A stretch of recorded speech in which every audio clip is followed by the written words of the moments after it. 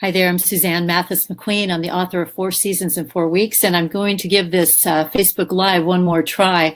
I was getting a little bit of a fuzzy picture, and we'll see if this one's any better. If not, then that's just the way that it'll be. But I wanted to talk just briefly about comparing the female hormonal rhythm with the solstice. And if you've been following this work at all, you know that I break down the approximate 28 days of the female hormonal rhythm into 4 guided weeks that I identify with fall, winter, spring, and summer. I also identify them with a resting, building, expressing, deconstructing phase.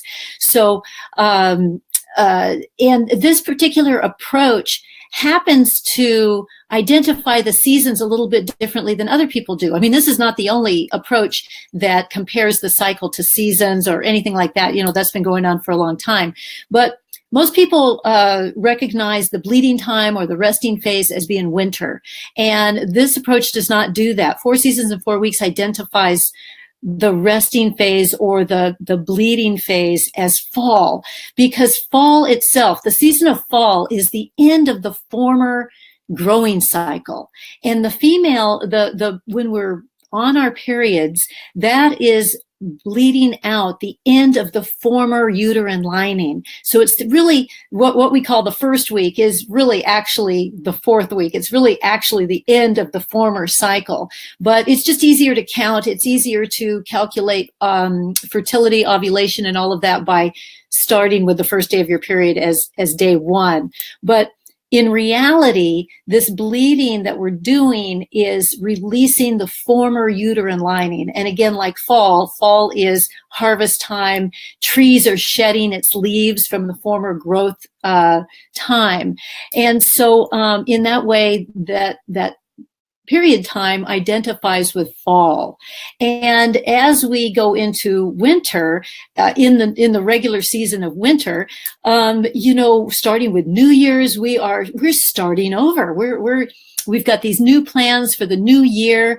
Now, we are actually involved creating a lot of projects during winter. We're not bears where we're hibernating. However, we are hunkered down. It's a home and hearth time. It's a time for, really being snuggled up, meeting our friends at the coffee house, or really just spending time with our families. But it's very active. It's also the most romantic time, actually, because, that's the time when we really want to get cozy.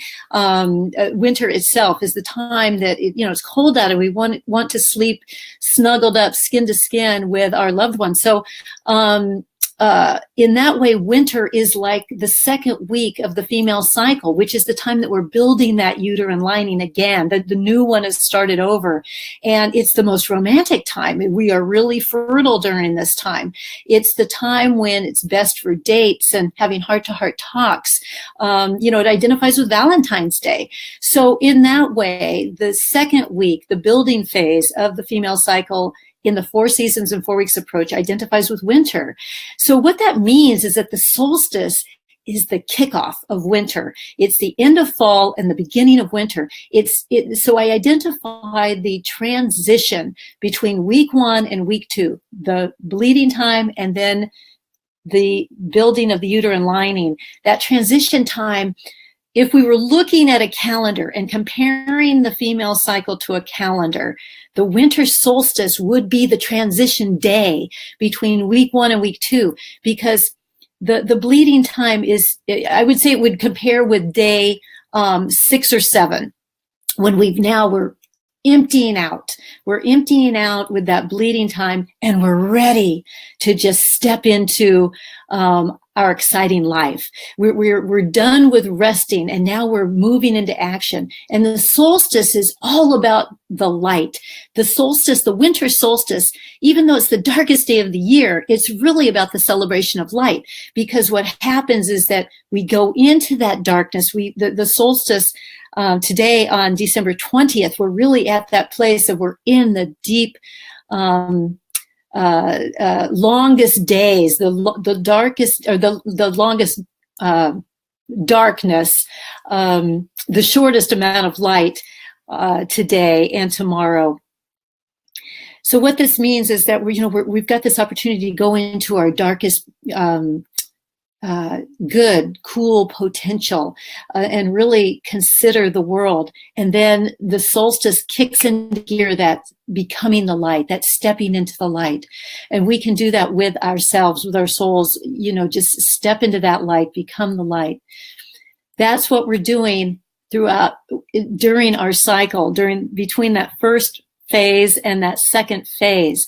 Do you understand what I'm saying here? Is that we finished the bleeding time, and now we're ready for new. And that's exactly what the solstice represents.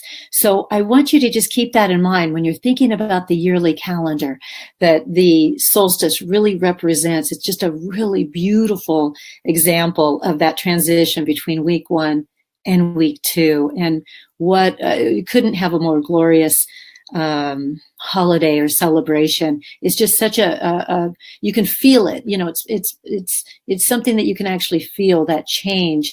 And so that's it. I just wanted to put that out there to you, and I want to wish you the most beautiful solstice. Please do something wonderful for yourself, and I'll see you on the next video. Thank you.